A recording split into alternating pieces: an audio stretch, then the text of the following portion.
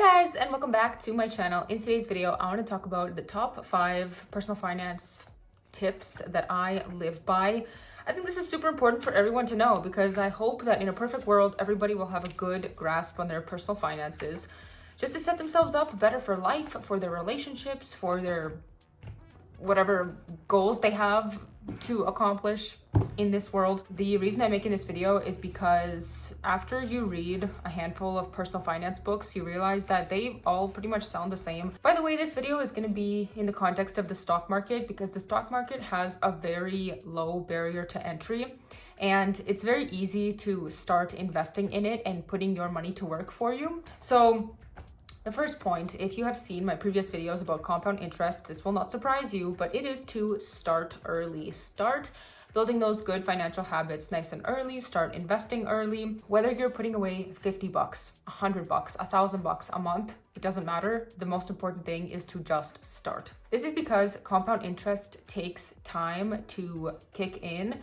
So the earlier you get started, the faster your money is going to start building up that snowball. You're going to start rolling that snowball. And like I said, form good financial habits to serve you for the rest of your life. If you are in your 30s, your 40s, your 50s or 60s, and you haven't started investing, that's okay too, because as they say, the best time to plant a tree was yesterday, but the second best time to plant a tree is today. So most importantly, just get started. The second point is to always pay yourself first. So before you pay off any of your debts, before you start to buy things, make sure that you are putting away money into your savings and investments first. I don't like to budget because budgeting to me feels restrictive and I don't want to have this other area in my life where I have to show more discipline. So I like to hit savings goals first. I like to put away some money and then all the rest of the money is mine to spend for the month on whatever I want, whether it be my rent or groceries or going out or whatever. So that is my strategy to pay myself first. I hit my savings goals and I don't worry about budgeting. The third point is to avoid lifestyle creep. When it comes to building up long-term wealth, it is less about how much you make and more about how much you save. So lifestyle creep is basically when people start to earn more money, they also start to spend more money. If you spend all your money, are you saving for the future? Are you saving for your goals, for the lifestyle that you want to have down the line? Perhaps not. So it's good to keep your lifestyle in check. Once again, just putting your money away and then having a set amount of money that you're using as your spending bucket is one way to avoid lifestyle creep. But another way is also to track where your money is going. That is point number 4, track where your money is going. I like to track where my money goes, just an Excel spreadsheet. I like to keep track of what categories I spent my money on, just so I know approximately how much I spend. So I have these different categories. I just like to sit down, categorize my spendings, and then also track my savings as well as my net worth. It is very good to know the numbers associated with your finances, just so that you know what your lifestyle costs. Kind of keep yourself in check if you happen to spend more in a certain category a certain month. But also it is extremely motivating to see the numbers go up over time.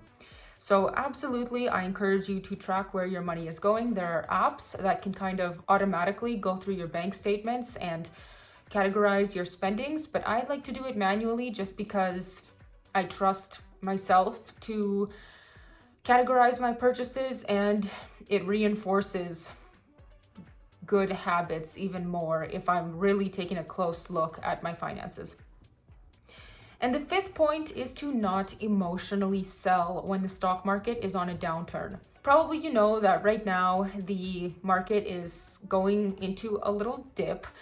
And while a lot of people might be freaking out that their money is devaluing, personally, I'm not reacting emotionally to it because I trust that in the long term, the market is going to go up.